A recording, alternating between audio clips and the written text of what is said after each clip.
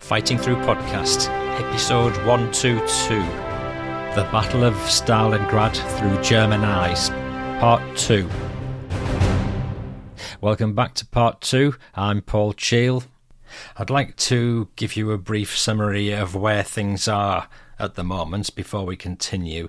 In August 42, the Battle of Stalingrad began, and General Paulus's Sixth Army reached the outskirts of the city after pushing through southern Russia, and the Luftwaffe under General Richthofen heavily bombed Stalingrad and reduced a lot of it to rubble, but they failed to break Soviet resistance.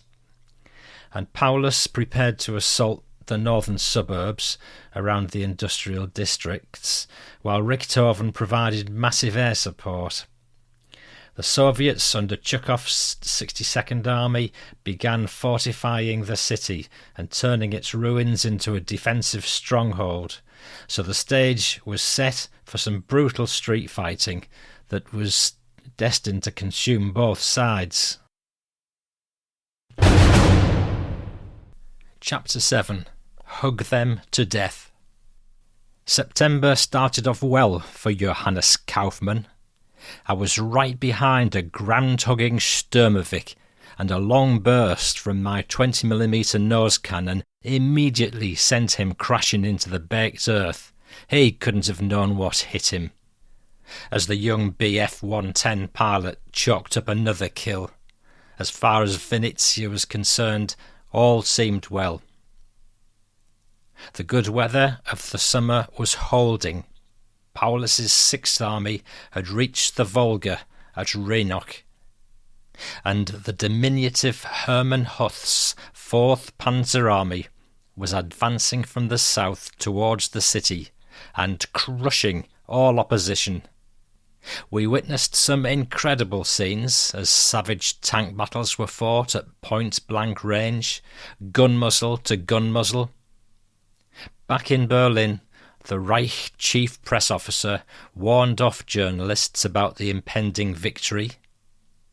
Due to the successful course of our operations against Stalingrad, it's recommended that our newspapers now keep on hand material on the enormous economic and military importance of this bastion of communism and centre of Soviet industry.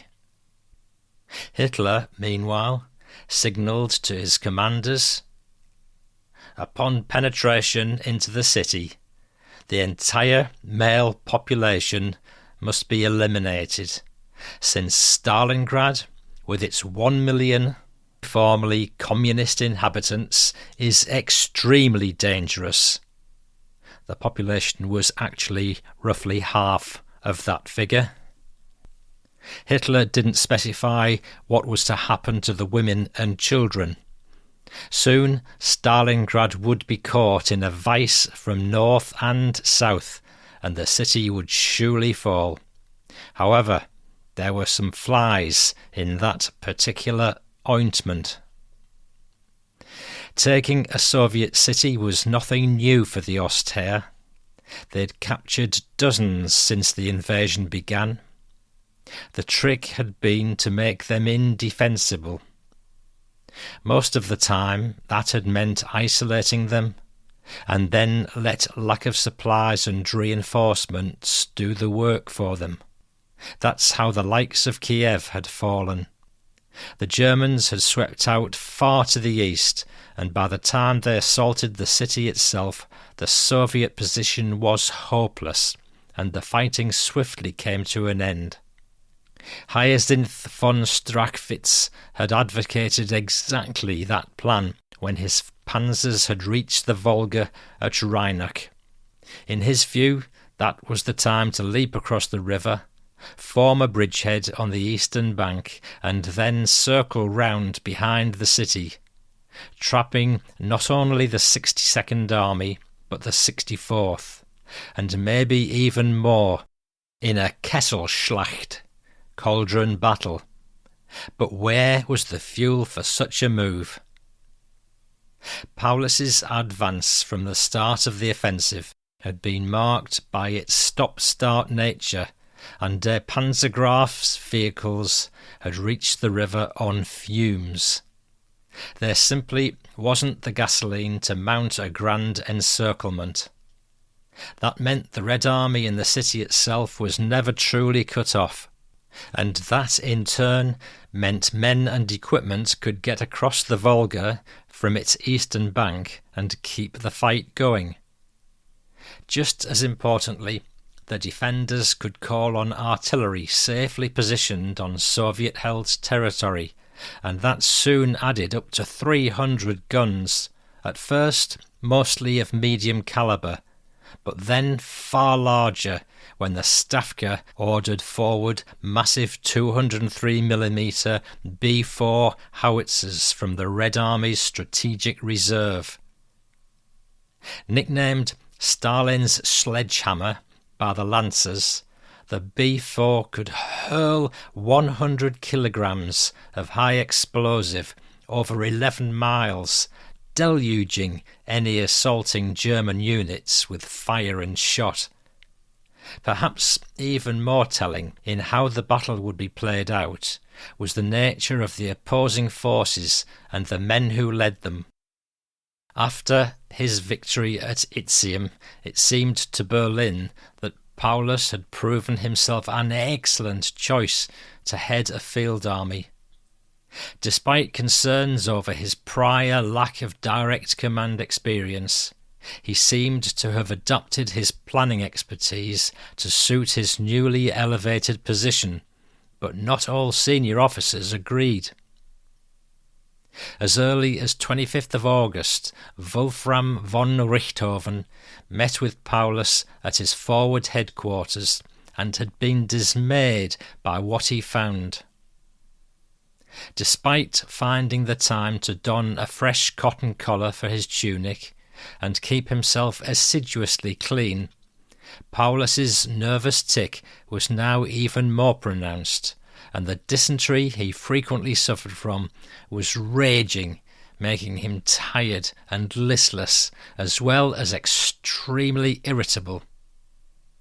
In fact, so concerned was the Luftwaffe general that 2 days later he dispatched Oberst Karl Heinrich Schulz from his staff to meet with Goering and Jesenik, the Chief of General Staff, to brief them on the continuing delays in Stalingrad and firmly lay the blame on the army's weakness in nerves and leadership. This was a coded attack on Paulus, and not very well disguised. The man Paulus would face across the city's rubble was his polar opposite. Vasily Ivanovich Chukov was born into a peasant family where hunger had forced him to leave home and find work in the city as a factory worker from the age of 12, until the Russian Civil War had shown him his true calling as a soldier. Now 42 years old, he was nicknamed the Stone by his peers and subordinates alike, his shovel-flat face framed by thick dark eyebrows, and a piercing gaze that brooked no opposition. He'd held field command in every rank, and had all the leadership experience that Paulus lacked. Not that his career had all been plain sailing. As commander of the Soviet Ninth Army during the disastrous winter war against Finland back in 1940, he was adjudged to have failed against his outnumbered and outgunned foes, and had been sent packing to Chiang Kai-shek's semi-imperial court in China as the Soviet military attaché. But with Soviet general officers being immolated and defeated by the truckload since the advent of Barbarossa, he'd been given a second bite of the cherry. Called to the front on 11th of September to take over from the sacked Anton Lopatin as 62nd Army commander, when asked what he understood his mission to be, he replied it was to hold the city, or die trying. Possessing a shrewd military mind, and as much a chain smoker as Paulus, he was a field soldier down to his boots. Zhukov immediately realised the key to an unlikely Soviet victory was to force the Germans to fight a battle on Soviet terms and not theirs. That meant denying them their advantages of air power and manoeuvrability. One of his very first pronouncements to his men has gone down in history. We should reduce no man's land as much as possible to the throw of a grenade. Every German must be made to feel he lives under the muzzle of a Russian gun. Making his headquarters on Mamayev Kurgan, he began his tenure in command by drawing a line in the city's sand. There'd be no more retreats, and deserters would be hunted down and executed. Those who disobeyed could expect no mercy.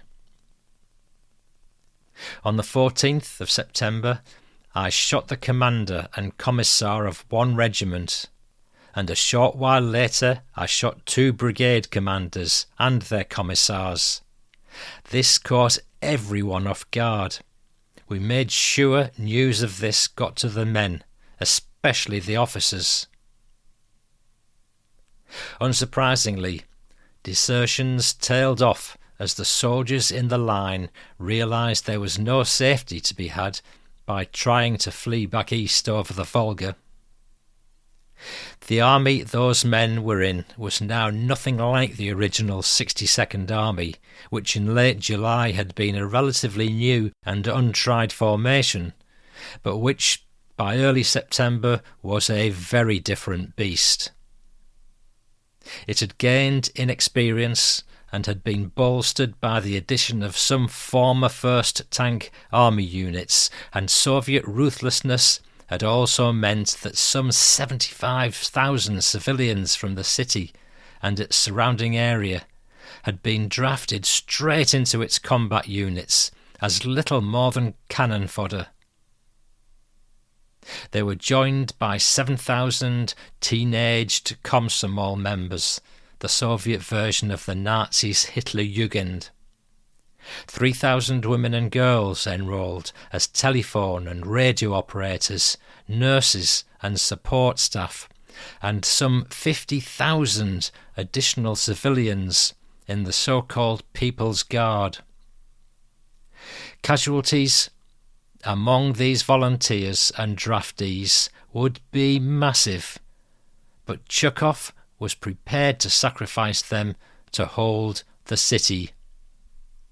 Now it was fighting in the city's streets. The limitations of 6th Army were becoming more obvious. It was, of course, no longer the veteran formation that had been led by Walter von Reichenau, and the bulk of its infantry divisions were now being severely tested for the first time. Denied the ability to manoeuvre, the reservists and young draftees in its ranks found themselves battering away at the Soviet defences with little but unfounded optimism to fall back on. One soldier in the experienced 305 Infantry Division wrote home saying, "According to what our officers tell us, Stalingrad will certainly fall in the next few days." Paulus's best formations were the panzer units reassigned to him from Hoth's 4th Panzer Army, and at first they spearheaded the advance, but were robbed of their ability to manoeuvre effectively amidst the heaps of rubble and deep bomb craters. Forced to pick their way slowly through the rubble-strewn streets, they'd become easy targets for Red Army anti-tank guns and even Molotov cocktail-wielding infantrymen. Officers also noted sourly that when the lead panzer was put out of action, The accompanying infantry immediately went to ground and refused to go forward without further support.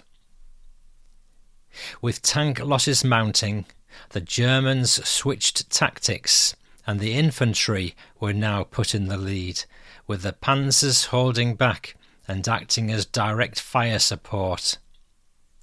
This reduced the numbers of tanks being put out of action, but shifted the problem to the infantry, where casualties were mounting, and as usual were concentrated in the front-line companies, leading to Richthofen fuming over rigid army formalism, which tolerates only 1,000 men in the front line out of a divisional ration strength of 12,000. At the same time, 6th Army Headquarters was trumpeting that from the launch of its attack on 23rd of August up until the end of the first week of September, it had taken 26,500 prisoners and destroyed 350 guns and 830 tanks. With no quick victory in sight, Paulus's answer was to feed more divisions into the line. Wilhelm Hoffmann's 94 Infantry Division among them. Our regiment has been ordered to attack. Are the Russians really thinking of holding out in the city itself? We had no peace all night from the Russian artillery and aircraft.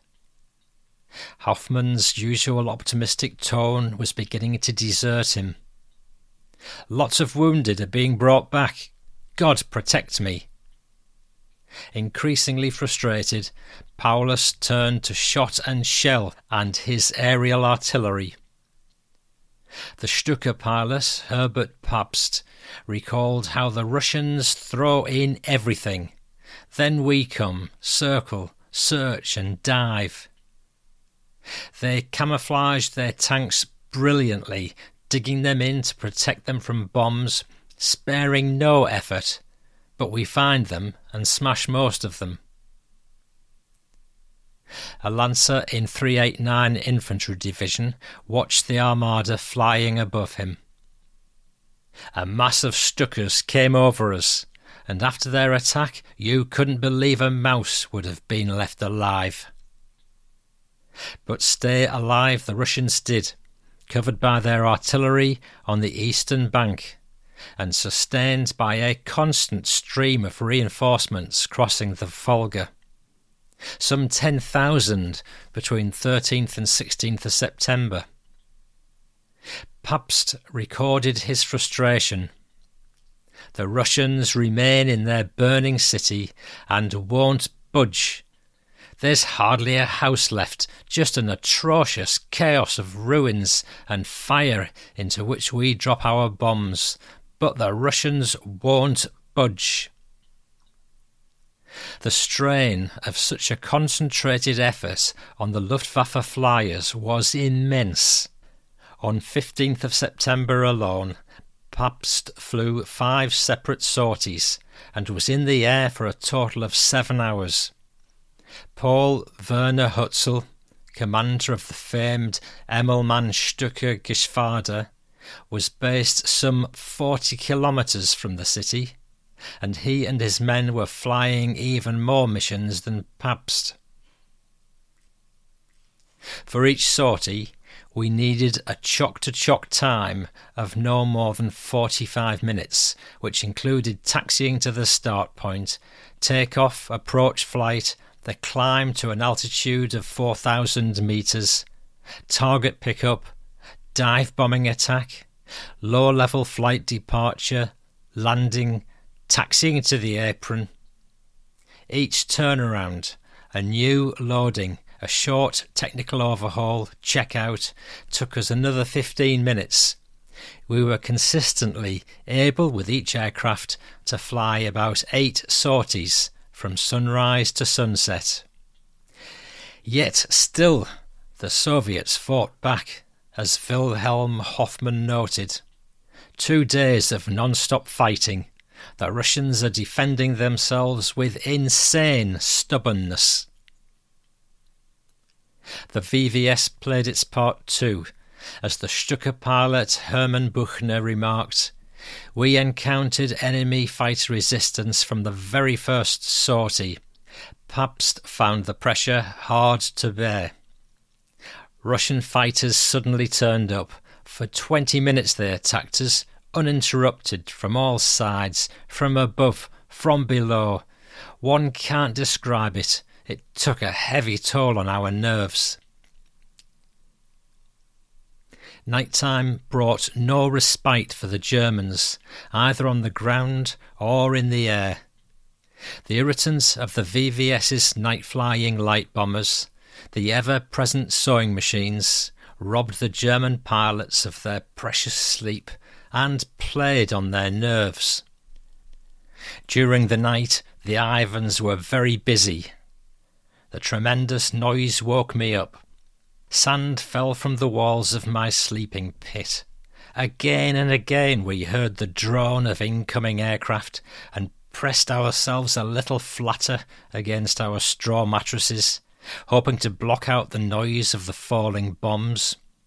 In the city, firing is going on all the time. Wherever you look is fire and flames. Russian cannon and machine guns are firing out of the burning city. Fanatics. For the first time in the whole Soviet campaign, cracks began to appear in the relationship between the army and its flying artillery. Richthofen, as unsubtle as he was aggressive, remarked that with our army being as feeble as it is, there isn't much the Luftwaffe can do. Had there been more determination, Stalingrad could have been taken in 2 days. But on the ground, Paulus's inexperienced divisions were taking terrible losses, especially among the ranks of their junior officers and NCOs, resulting in a lack of drive among the men as their leaders were killed or wounded. Lieutenant Kraus was killed yesterday, and now there's no company commander. The Russians are fighting desperately like wild beasts and don't give themselves up, but instead come up close and then throw grenades. Chukov realised the increasing dependency of the German ground troops on aerial support and instructed his men to get as close to the Germans as possible to protect themselves from air attack. Hans Ulrich Rudel saw the effect of this tactic. "We have to drop our bombs with the greatest accuracy because only a few metres away in another basement or behind another remainder of a wall are our own troops. On our photographic town maps, every single house is marked. Each pilot receives his own specific target marked by a red arrow. We fly with this city map on our knees, and no one is allowed to drop any bomb before he has identified the exact position of our own troops." There was no subtlety to Paulus's tactics. It was just ceaseless, remorseless hammering with men and machines. Bruno von Hohenschildt's 24 Panzer Division was fighting in the south of the city, and among the ranks of the former Prussian cavalrymen was a young officer, Lieutenant Rainer. More accustomed to fighting across the wide open steppes on horseback, or in the cupola of a panzer, Rainer described what German operations under Paulus were now reduced to. "We've fought for 15 days for a single house, with mortars, machine guns, grenades and bayonets. By the third day, 54 German corpses are strewn in the cellars, on the landings and the staircases. The front is a corridor between burnt-out rooms. It's the thin ceiling between 2 floors." A Red Army soldier echoed the same view as his enemy. "The first floor of a building is often occupied by Germans, while we continue to hold the second and third floors. Floorboards are yanked up and gaps made in ceilings and walls. There's fighting in apartments and corridors. Gains were now measured by yards, not miles, but still the Germans crawled forward, pushing the defending Soviets back from the outskirts of the city into its very heart. Gottfried von Bismarck was a young officer in 76th Infantry Division, fighting his way forward.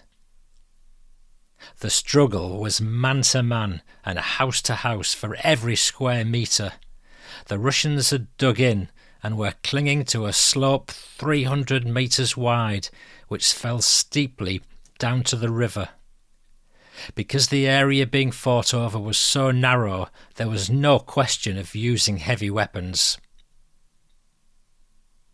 That same river was a lifeline for the Soviets, as Bismarck appreciated.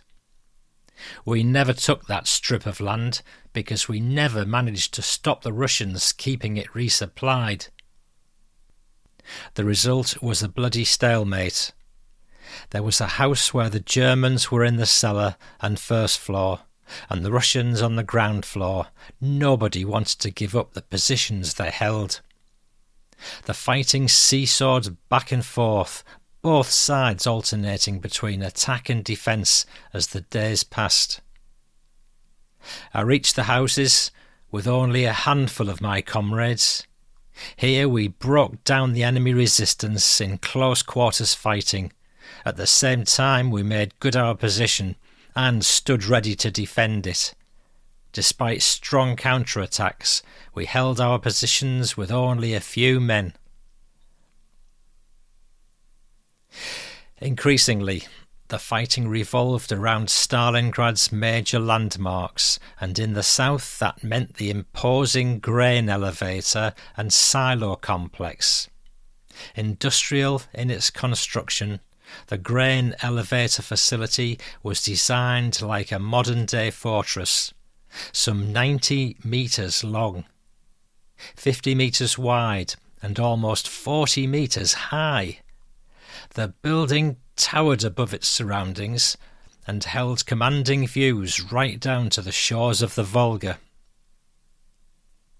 Made of reinforced concrete, it had multiple levels, a myriad of corridors and offices, as well as a bucket elevator and conveyors to lift the grain from the ground into a huge array of silos where it was graded and stored ready for shipment onwards. On 16th September, Wilhelm Hoffmann got the word. Our battalion plus panzers is attacking the grain storage elevator from which smoke is pouring. The grain in it is burning. The next 6 days would come to typify the Stalingrad struggle that autumn. Initial infantry assaults were beaten back by strong Soviet defensive fire, as a German report of the time described. The elevator is heavily fortified, and in addition an advance is impossible due to strong flanking fire from the east. The Lancers were undeterred and went in again, this time using individual and bundled grenades with a concentrated charge in the basement of the elevator, but even then it was not possible to break into it. Once more the Germans turned to brute force, with their corps commander Werner Kempf telling the Luftwaffe, "Since we're talking about a gigantic stone structure, the heaviest bombs will be required." Artillery, howitzers and cannons were brought forward to fire directly at the facility, but even the mighty 88mm could do little more than blast holes in the walls rather than bringing it crumbling down. In the aftermath, Hoffmann and his comrades were sent in once more. "Fighting's going on inside the elevator. If all the buildings of Stalingrad are defended like this, then none of us soldiers will get back to Germany." On the Soviet side, a report was sent back from the inside of the elevator to Chukov himself. Before, we occupied the upper part of the elevator and the Germans the lower part. Now we've driven them out of the lower part, but German troops have penetrated upstairs and fighting is now going on in the upper part. Losses among the assault companion were rising steadily. In desperation, the Germans tried to find reasons why the defenders continued to hold out. The battalion commander says the commissars have ordered those men to die in the elevator. Hoffmann had another explanation. The Russians are not men, but some kind of cast-iron creatures. By now, the Lancers were fearful of even showing themselves. The Russians are firing on all sides. We stay in our cellar. You can't go out into the street. Oberfeldwebel Nuschke was killed today running across a street. Poor fellow, he's got 3 children. On 21st September, 5 days after the assault began, the Germans sent in envoys from the civilian population to try and persuade we soldiers who defended the elevator to lay down our arms and surrender. These envoys, after they refused to take up arms and fight with us against the Germans, we shot. Finally, the following day, having exhausted their ammunition, the few surviving Soviet defenders decided to break out and try to reach their comrades down by the river. In the eerie silence that followed their departure, Hoffmann and the remainder of his battalion took possession of the elevator. Russian resistance in the elevator has been broken. According to the horrified Lancer, only 40 dead Soviets were found in the ruins. Half of them wearing naval uniform, sea devils. Hoffmann's battalion were gutted. In the skies above the city, the story for the Luftwaffe was a variation on the same theme. The VVS was suffering breathtaking casualties, and the Jagdflieger was forced to fly further afield to find them. As one Geschwader's unit diary described, "We're masters in the air over Stalingrad. The enemy's air activity is very limited. To achieve any victories, we position ourselves above the enemy's airfields east of the city in the hope of provoking some of them into the air." The Experten still had the upper hand, with Hermann Graf shooting down an extraordinary 62 Soviet aircraft in the month of September, a monthly record that surely will never be beaten. But with few replacement pilots or aircraft coming forward, and serviceability rates plummeting, the physical and mental toll on the thinning German ranks was becoming unbearable, and mistakes were being made, as Graf admitted in his diary. "I failed to spot one of the enemy aircraft during combat. Suddenly, bullets slammed into my cockpit." His ground crew pointed out how a Soviet cannon shell had only just missed his head. Ernst Suss, a comrade, urged me to take some leave before I ended up a corpse. Wilhelm Krinius was in an even worse state, constantly running a fever and losing weight. By mid-September, he weighed just 118 pounds. That's about 8.5 stone. His friend Alfred Grislowski remembered that he continued to fly, even though illness and exhaustion caused him to become sick to his stomach at the mere smell of gunpowder smoke from the cannon. In air combat he frequently threw up and had to keep his forage cap with him, lined with paper, so he could use it as a vomit bag. Quirinius achieved his 100th victory on 22nd of September, and on reaching that milestone was straight away sent home on leave. Graf refused to join him until he hit the magic 200 mark, but he was close to exhaustion. I had to take a day's rest. I just couldn't take it anymore. His wingman, Heinrich Fulgreiber, received his 50th kill and then almost had a nervous breakdown. As the ground attack pilot, Horst Ramstetter said, Stalingrad was undoubtedly the most difficult mission, more than any other time in the whole Russian campaign.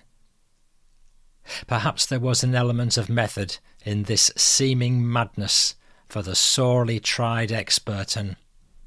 Everyone knew a litany of stories of hitherto excellent pilots who'd gone on leave only to return and instantly fall prey to the VVS or ground fire.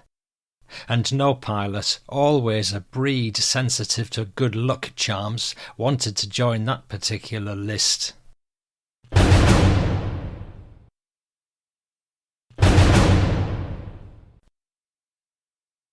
The month had seemed to many to have started off with so much promise, but now, in every objective sense, it was clear Weich's Heeresgruppe B was floundering. Hoth's 4-panzer army was disjointed and spread out, losing the mass of fighting power so vital to an armoured formation. Indeed, it had been forced to cede some of its better formations to Paulus to keep up the pressure on the southern half of the city, leaving it with no identifiable centre of gravity. The 4 Axis Allied armies that made up the bulk of Weich's force were slowly moving into position along the Don, but the long trek across the parched steppe had put them under immense strain, and on arrival at the river they had been unable to destroy a number of deep Red Army bridgeheads on the western bank. At Uriv, opposite the Hungarians, and Kletskaya and Serafimovic in the Romanian sector.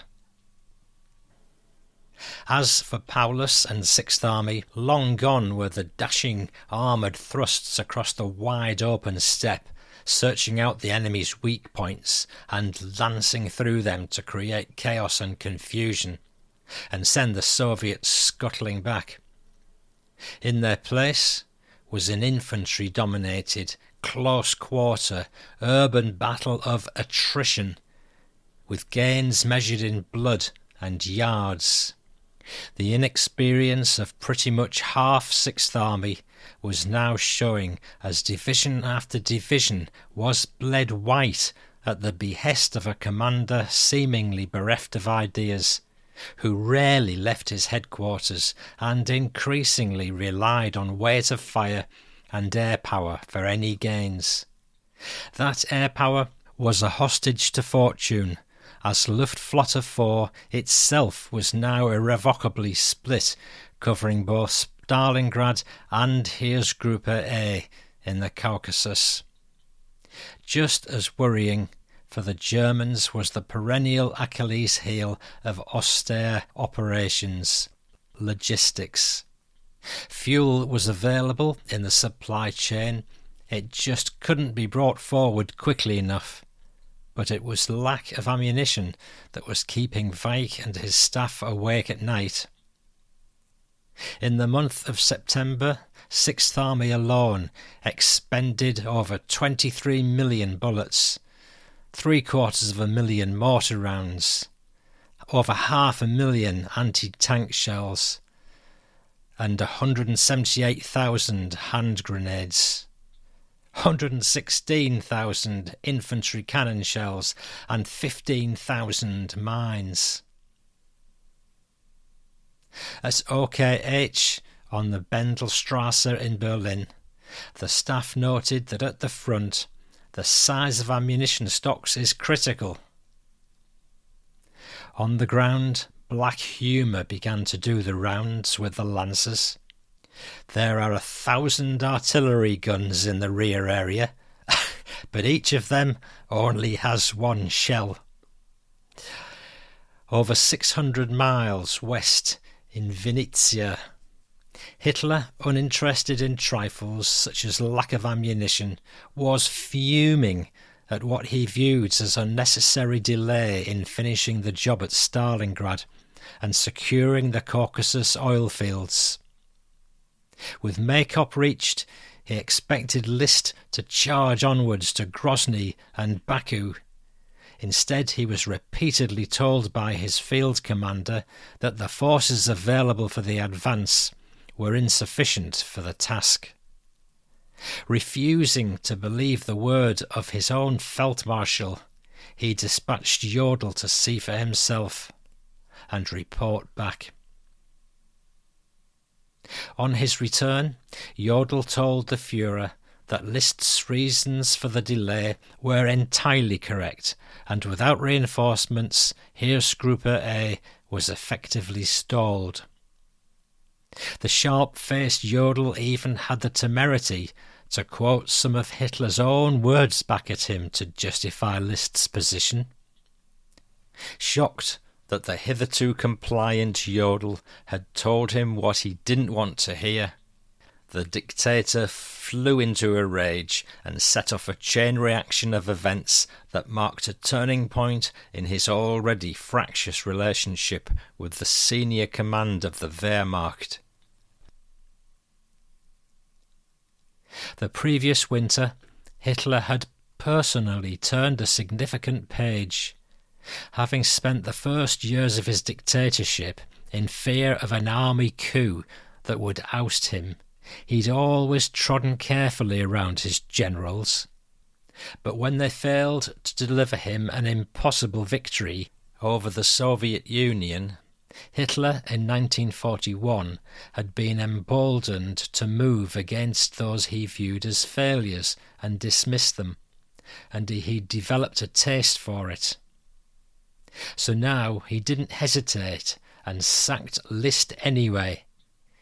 He then demanded that every word spoken at the daily situation conferences was from then on taken down by stenographers so he could not be misquoted in the future. Furthermore, in a fit of petulance worthy of a spoilt child, he stopped taking his meals with his generals and instead began to eat alone, although as this saved them from the inevitable historical diatribes Hitler insisted on delivering every time he sat down to eat. Perhaps this went down rather well with his staff. He also refused to shake Jodl's hand for months, and even considered replacing him with his deputy, Walter Warlimont. Not a prospect that filled the urbane Warlimont with joy, given he saw how his boss was treated. In practical terms, List needed to be replaced, and Hitler's decision was simple. He would assume command. Who better to impose National Socialist will on the officers and men of the army group and lead them to victory? Hitler was now not only the commander-in-chief of the army, but one of his own subordinates. The ridiculousness of the situation seemed to escape the dictator. In the end, it would make no difference. There simply weren't the men, machines or supplies to reach far off Grozny, let alone Baku. One officer, Helmut Rohrbach, was exasperated. The Führer doesn't listen to our generals. One man can't be a politician, a statesman, and a general at the same time. It's madness. A fortnight after List was shown the door, and Jodl was put into cold storage, the biggest head of them all rolled, Franz Halders. Hitler said, "You and I have been suffering from nerves. Half my nervous exhaustion is down to you. It isn't worth it to go on. We need National Socialist ardour now, not professional ability. I cannot expect this from an officer of the old school like you." With that, the army's chief of staff was gone. Although in an attempt to help Halder save face, Hitler publicly said the reason was that General Halder could not understand the spirit of my plans. The man who had been a loyal supporter of Hitler since first meeting him back in 1937 went quietly into retirement. He would never hold a command position again. The officer Hitler chose to provide the National Socialist ardour he so craved was Kurt Zeitzler. 11 years younger than Halder, Zeitzler was relatively junior for the role and was a friend of the same Wilhelm List the Führer had just unceremoniously thrown aside, having been his chief of staff during the invasion of Poland. Somewhat perversely, given the circumstances of his appointment, Zeitzler was also known for being a straightforward military man, with expertise in logistics and planning rather than being an avid Nazi. In the opinion of some of his contemporaries, he lacked experience of, or indeed any gift for, handling large army groups. But Heinz Guderian, for one, hoped that Hitler would now listen to what he was being told. Would Hitler now display more confidence in Zeitzler than he had in Brauchitsch and Halder? Would he now start paying attention to the advice of his experts? The destiny of Germany was dependent on the answer. As usual, Guderian was writing with one eye fixed firmly on posterity and his place in it, but you get the drift. The omens, however, were not good, as Varlemont observed on seeing Hitler when he returned to his Ukrainian forest headquarters after a period of home leave. His confidence has gone. He's realised that his deadly game is moving to its appointed end, that Soviet Russia is not going to be overthrown at the second attempt, and that now the war on two fronts, which he's unleashed by his wanton, arbitrary actions, will grind the Reich to powder. My thoughts ran on. That is why he can no longer bear to have around him the generals who have too often been witnesses to his faults, his errors, his illusions, and his daydreams. That is why he wishes to get away from them, why he wishes to see people around him whom he feels have unlimited and unshakable confidence in him.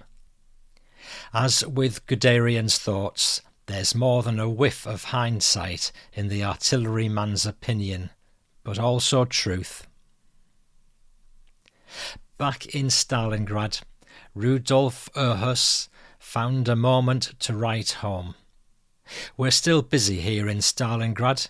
It will take longer than we thought.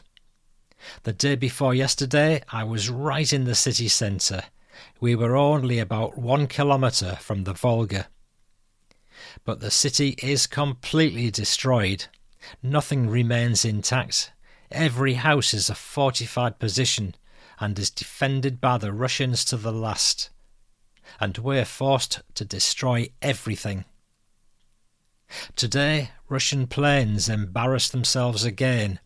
In an attack, 2 of their bombers collided and crashed. Otherwise, there's nothing new to say. I'm fine. Don't worry too much about me. When Stalingrad falls, we will probably be relieved. Everyone is counting on that." Willi Eising, a motorcycle dispatch rider at the divisional HQ of 16 Panzer Division, up in the north of the city near Rennick, was less sanguine. Proven officers had fallen. Company strengths were shrinking. We were short of fuel and ammunition, Transport aircraft dropped bomb casings full of provisions. It wasn't possible to bring the wounded back from the collection point at the main dressing station, so they remained under enemy fire. Herbert Pabst recalled the sheer frustration that almost every German at the front now felt so strongly. We ploughed over the blazing fields of the Stalingrad battlefield all day long. It's incomprehensible to me how people can continue to live in that hell, but the Russians are firmly established in the wreckage, in ravines, cellars, and in a chaos of twisted steel skeletons of the factories.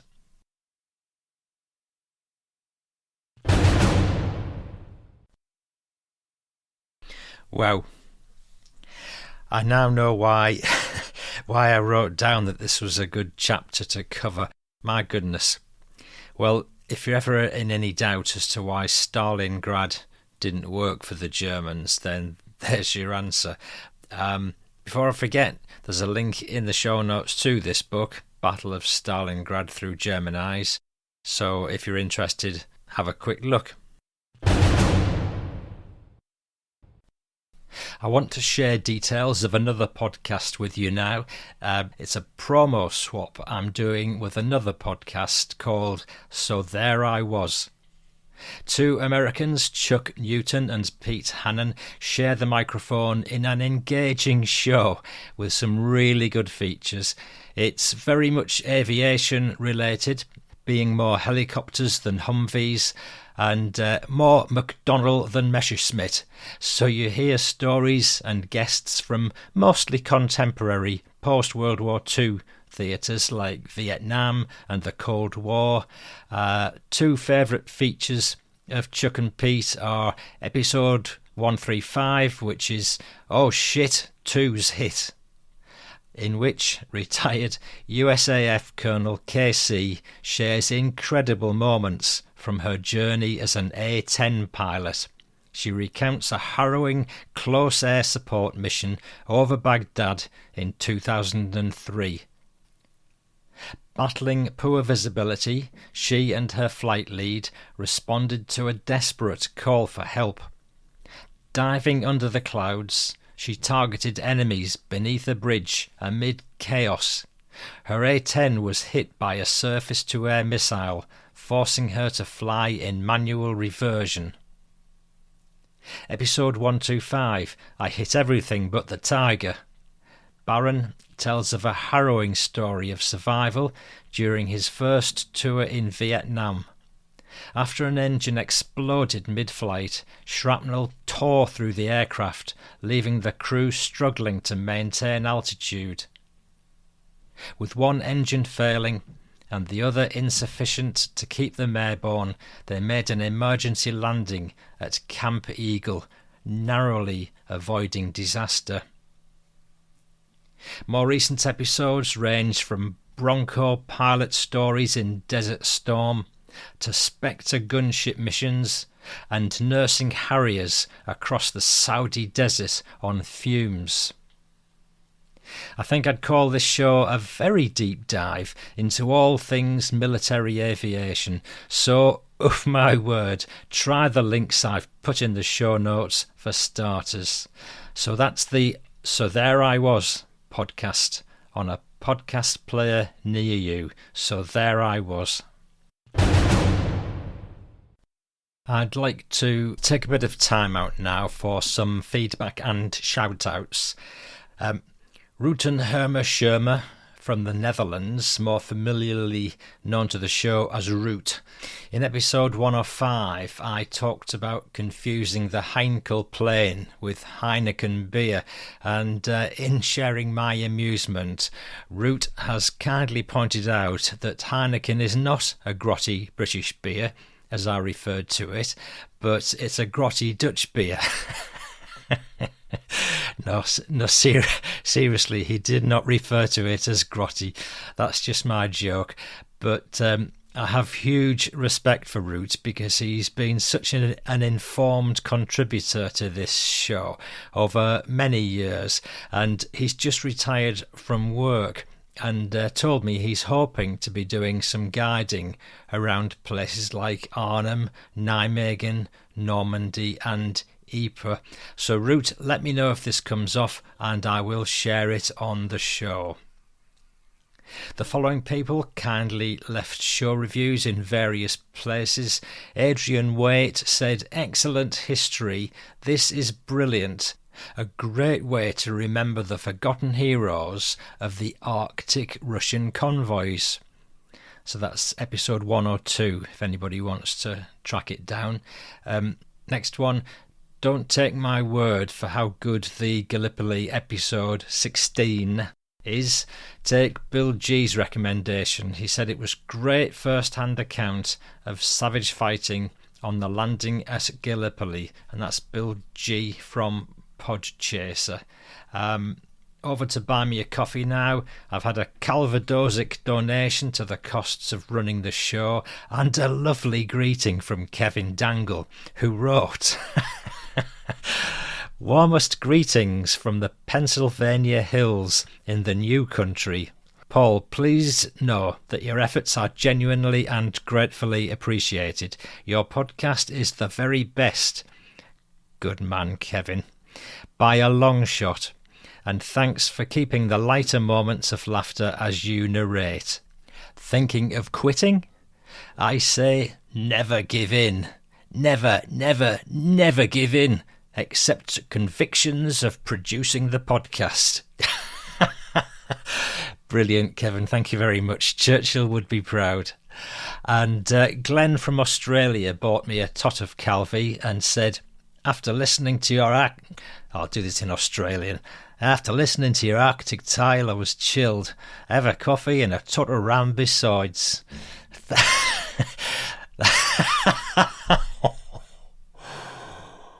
Was that Cockney or Irish? I don't know. Bit of West Country thrown in as well, I think. On Patreon, Bobby McLaughlin and Mark Wright Johnson both have made a regular donation. Thank you very much, chaps. In fact, thank you guys, all of you who've donated to this show. Couple of important shout outs now. One is for FeedSpot. FeedSpot's a free email service that notifies you automatically when I release an episode. I'm included in their top 40 World War II podcasts listing, and this gives me an opportunity to gain new listeners when people Google war podcasts. So all you have to do is register at their website for Fighting Through podcast notifications, and next time I release an episode, you'll automatically get an email including the show notes and the links. So it's quite handy. So by registering, you can do both yourself and me a favour. You won't get any spam or newsletters.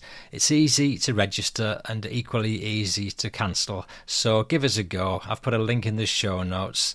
Find Fighting Through Podcast on the link. Get the email contact button. And I'm currently number 42 on the list. So come on, chums, help me get higher. Link in the show notes. So that's FeedSpot for free email notifications. Find the Fighting Through Podcast on the list at this link and just register. I've got a bit of war stuff news now about veteran Les Cook.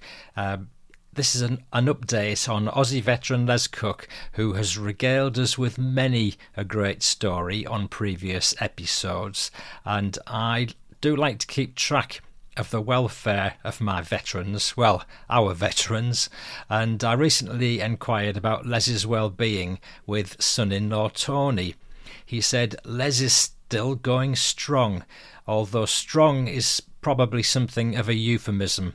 He turned 102 in January and is becoming increasingly frail, taking the odd tumble from which he struggles to get up. He's still living at home, although with some assistance from government care packages and obviously Deb and her sister Judy, who have care for him as their second job. His loss of hearing is letting him down, but his mind is still sharp, and and he continues to hold forth on the woes of the world somewhat provocatively. I bet you do, Les, and best wishes from us all. And another star veteran, Ken Cook, news about him. Ken has been interviewed in the podcast a few times before, and last June, apparently, Ken was appointed D-Day Memorial Ambassador. That's the British Normandy Memorial at Vers-sur-Mer in France, just off Gold Beach. And Ken, on his appointment, said, "I was a member of the 7th Battalion, the Green Howards." That's Dad's regiment, obviously. "I'm very proud to have been asked to be an ambassador for the British Normandy Memorial. It means a great deal to me to help remember the lads who didn't make it home, and I'll do the role to the very best of my ability." And apparently the role will enable Ken to continue his passion for sharing the lessons of the past, especially with young people. So he'll be a great asset to the Trust and to the Winston Churchill Centre for Education, which I think is on the site.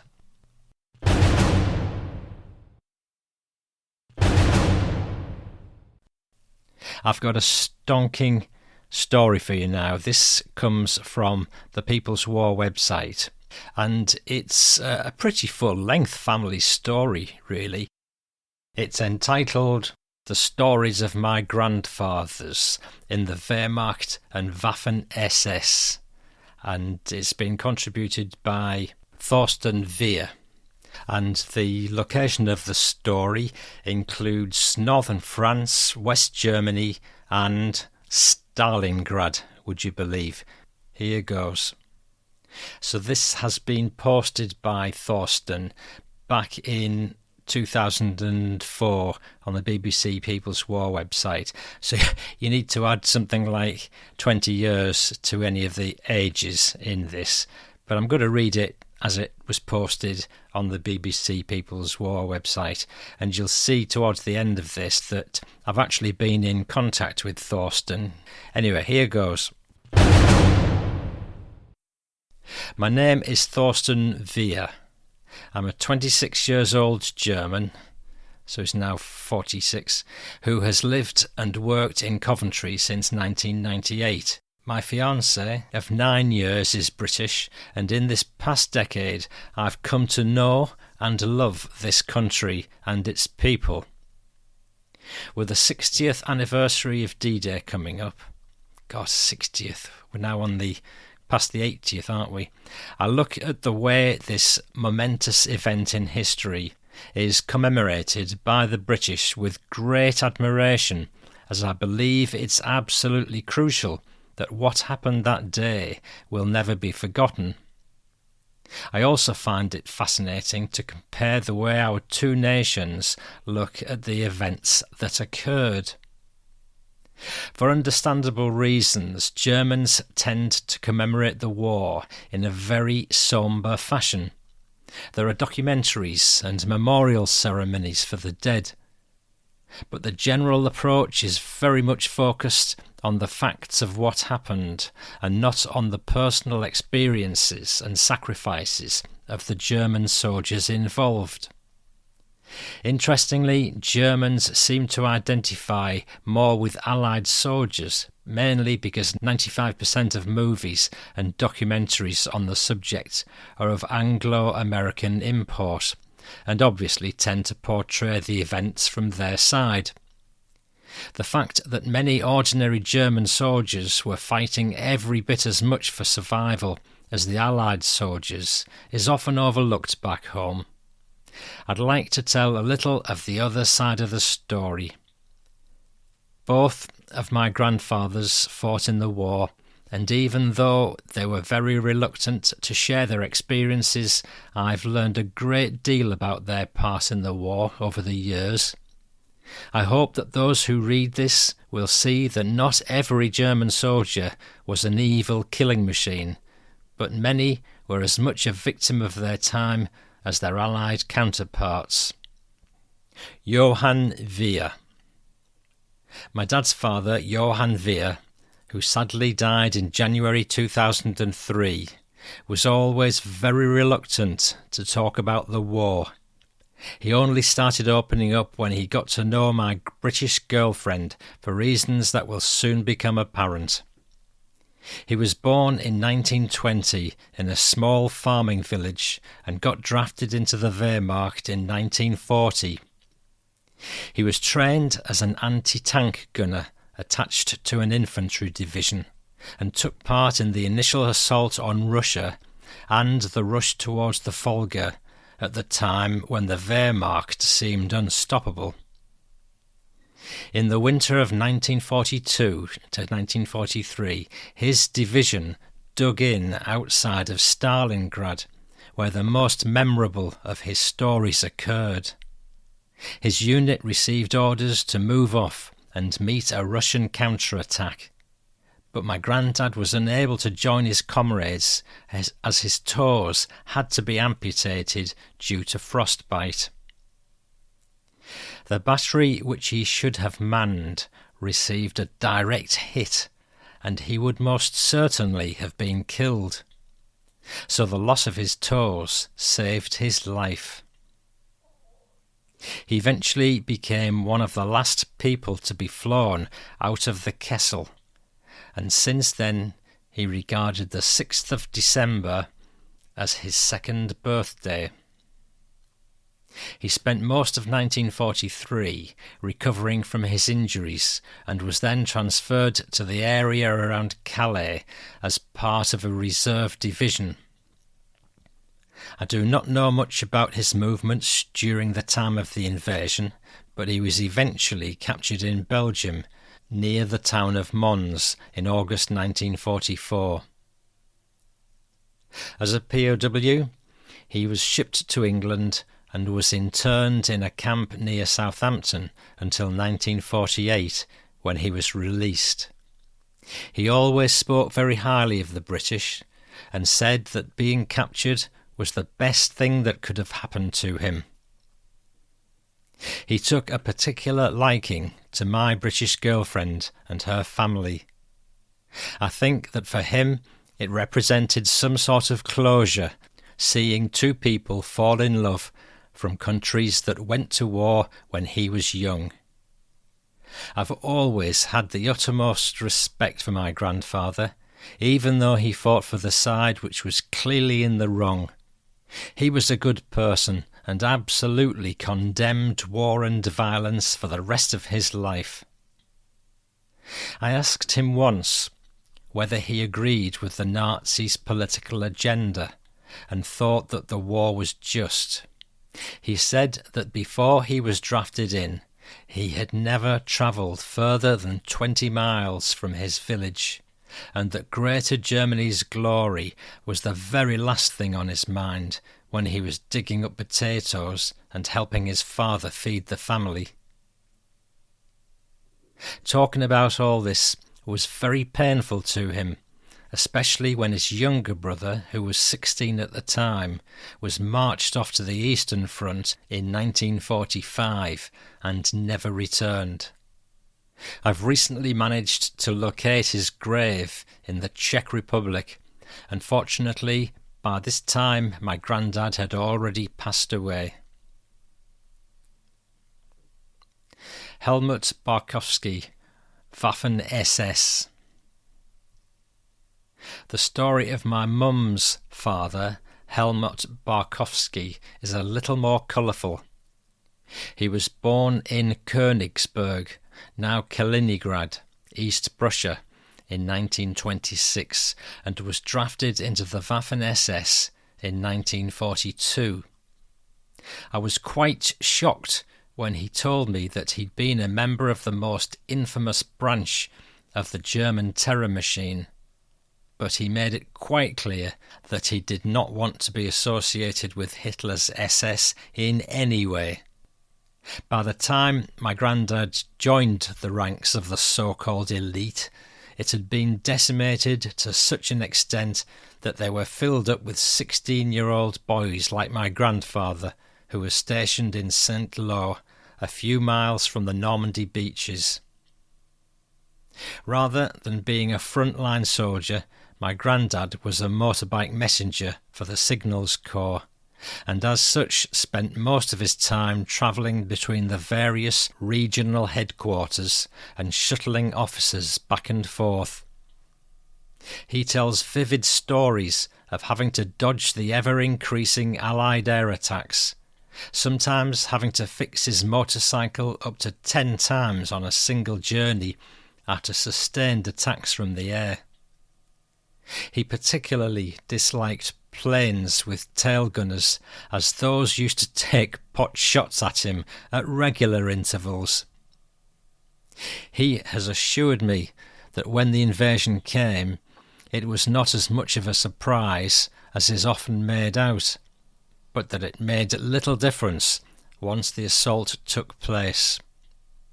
One thing he keeps pointing out is the superior quality of Allied equipment and supplies. He says it was very frustrating having to make do with what was available when the British and Americans seemed to have everything they needed. His division was destroyed trying to hold up the Allied advance, but he managed to remain unharmed until March 1945, by which time the Wehrmacht and Waffen-SS units had retreated well into German territory.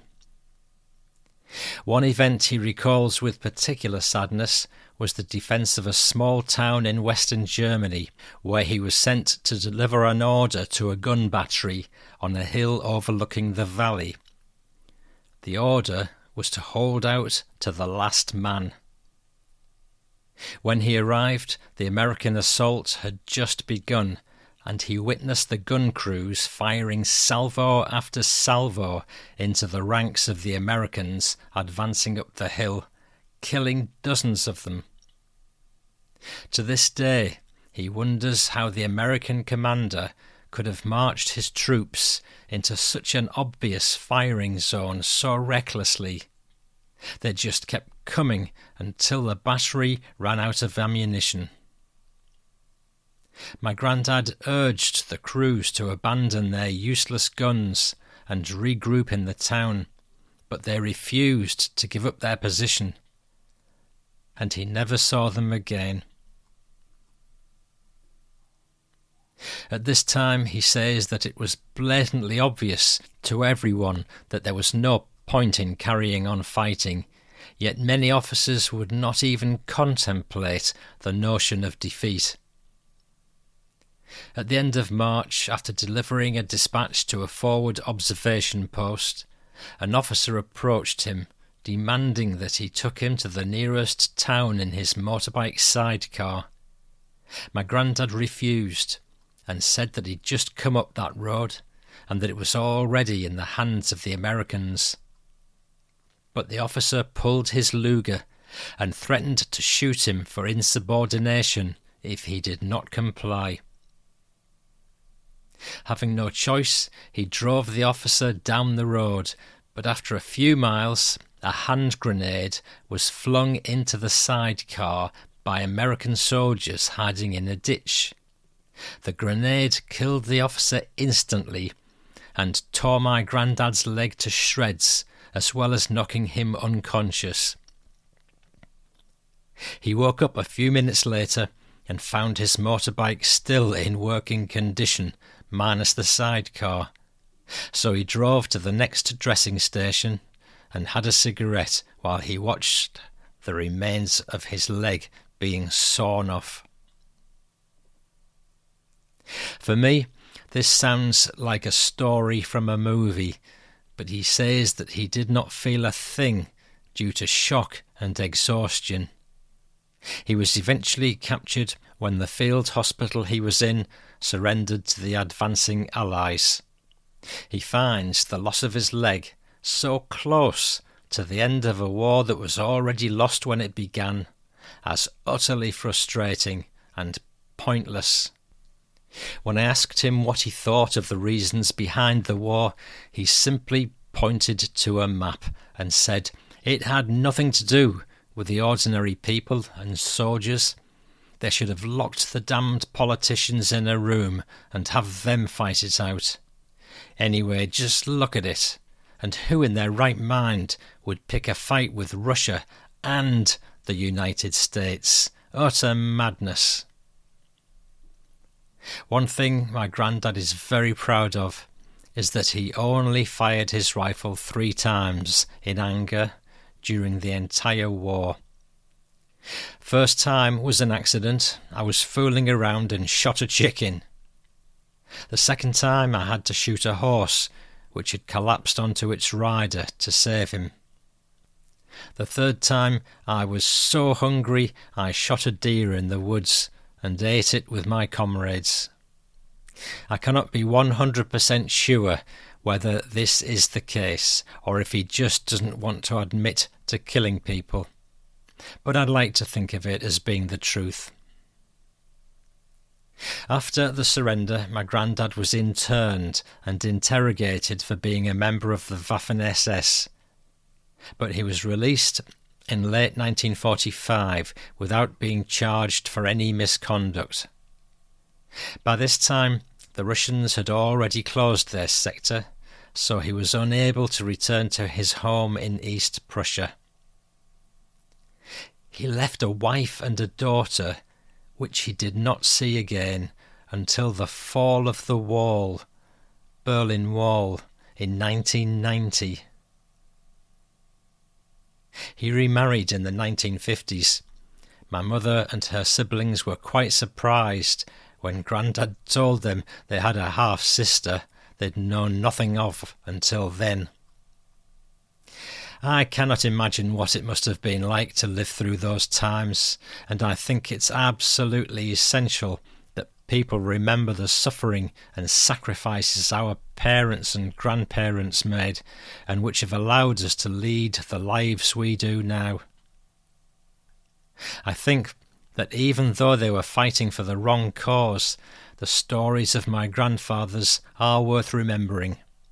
They, like so many others, got caught up in the events of their time and were forced to do things they've regretted for the rest of their lives. There's one last thing I would like to say. Only a few days ago, there was a poll on TV asking people whether German representatives should be invited to the memorial celebrations or not. I find it very upsetting when I hear British people say that even after 60 years there is no place for us to honour the thousands who fell. Those people clearly do not realise what effect the war has had on the German people. For 2 generations we have lived with the evidence of what dictatorship did to the world, and you'll be hard pushed to find a more pacifist nation in Europe today. Every school kid, youth and adult is acutely aware of our history and the lessons to be learned from it. There's a reason why Germany has not gone to war since, even if the British and Americans have scorned us for not getting involved in conflicts like Iraq. I think that the presence of the German Prime Minister and other representatives at the ceremonies is an important sign of reconciliation, and that people should begin to accept that the Germany that emerged from the war bears no resemblance whatsoever to the one Hitler led into ruin. We continue to repent the mistakes of the past and would like to help ensuring that what happened will always be remembered to make sure it never happens again. I hope the majority of British and American people realises that the Germans of today are not like those faced by the Allied soldiers landing on June the 6th, 1944. And that was Torsten Wehr from Coventry, written in June the 5th, 2004. And I've been in contact with Thorsten. I managed to track him down, and he said he moved to Germany, or back to Germany if you like, in 2006 for work reasons. But my wife's family lives in Suffolk, England. I originally did my apprenticeship as a draftsman at Willands Works in Rugby, near Coventry, which was bombed by the Luftwaffe as they were building torpedoes for the Royal Navy. I now work at the former Dornier Works near Friedrichshafen, which was also bombed, because, among other things, they built torpedoes for the Kriegsmarine and test-fired them in Lake Constance. Wow. Well, Thorsten, thank you for sharing your family history. It's really, really nice to get that perspective and get your family stories. I do think most Brits and Americans look upon Germany very favourably these days. I think the times of any grudges or what have you are in the past. You did say to me, if anybody wants to correspond with you on any of these matters, you're happy to be contacted. So if anybody does have any messages for Thorsten, then drop me a line through the website and I'll forward them on to him. And Thorsten's family has quite a lot of connections with the war, and I'm not going to go through these in great detail, but amongst other things, Thorsten mentioned that relatives he's got in some shape or form. Uncle was a paratrooper who saw action on Crete and in Africa, and you found his jump training book, which is quite fascinating. You've got a grandmother who grew up on a farm near Münster, and they had a B-17 crash on their field during a raid. You've tried to track down the raid, and it may have come from the United States bomber base near Alpheaton in Suffolk. The site of which almost borders your mother-in-law's garden. Oh dear. Another grandmother, German one, was once on a train as it was strafed by Allied planes, with a woman opposite her being shot through the neck and killed. And you've got a British grandmother, your wife's. Her brother was in the Merchant Navy, and he went down with his ship as it was torpedoed by a U-boat. And you've found out which boat sank it and which British destroyer sank that boat afterwards. Your wife's British grandfather was also in Africa, and he saw action in Burma, where he got captured and imprisoned until the end of the war. And at a personal level, Thorsten, you say you grew up in a small rural town in Westphalia.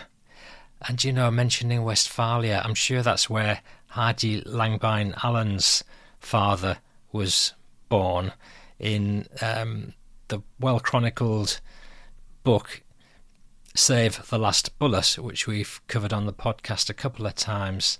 So, wow, small world. But you grew up in Westphalia, and there are a number of excellent books by local journalists there that chronicled both the rise of the Third Reich and its effect at local level, as well as the weeks when the Allies arrived as they pushed the Wehrmacht towards the Weser during the pincer movement on Ruhrgebiet. I think that's it. Thorsten, there's one final thing. You did ask me if I could give an honorary shout out to somebody who's very close to you, and I'm just looking for that in the notes.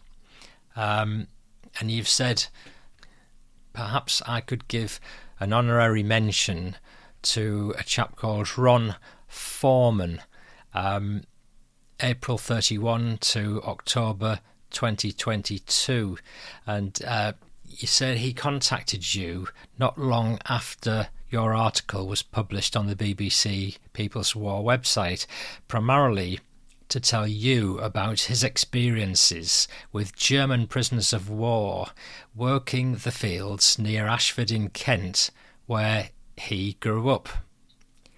And over the years, you've kept in touch with Ron, and your family and you visited him a few times on your way back to Dover during regular UK holidays, and you say he was a very kind, considerate and very generous gentleman who saw the humanity in those POWs despite the fact that they fought for a terrible regime, and that's a sentiment which stuck with him all his life.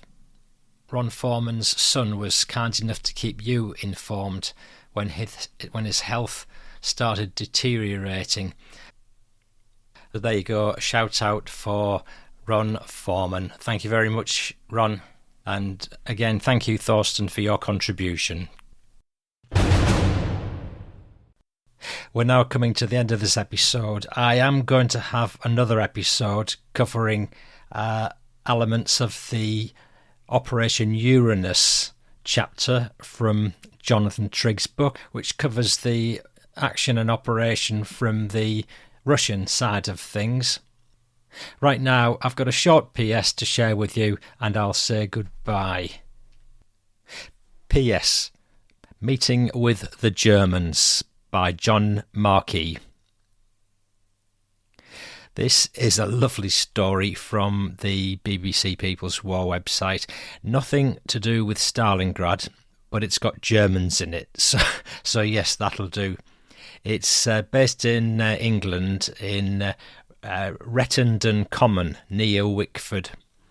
And this is by John Markey. And it's set around the time of the Blitz. The Battle of Britain came first, then the Blitz just on the overlap. As a young boy of some 12 or 13 years of age, the war was an exciting time. The beaten but proud British Army had successfully returned from France. The BBC radio was keeping us informed of how things stood now that the Battle of Britain was underway. Evening reports of losses and winnings kept us on our toes. As youngsters, we were forever listening for the names of our fighter pilot heroes. The newspapers carried photographs of some of them, especially those being decorated at Buckingham Palace. Essex saw a lot of air battles. Enemy aircraft were as familiar as our own Spitfires and Hurricanes, but from a different height. The opportunity to see one of theirs could not be missed. Near to Rettendon Common, near Wickford, an enemy plane had crash-landed. It was a Messerschmitt Me-110 that had belly-landed due to the damage sustained by one of our boys. The crew of 2 were sitting on their plane waiting for someone to come and take them away. With my young brother, I crossed the field to where the aircraft lay and began speaking to the crew, asking typical questions like, "Where have you come from, mister?"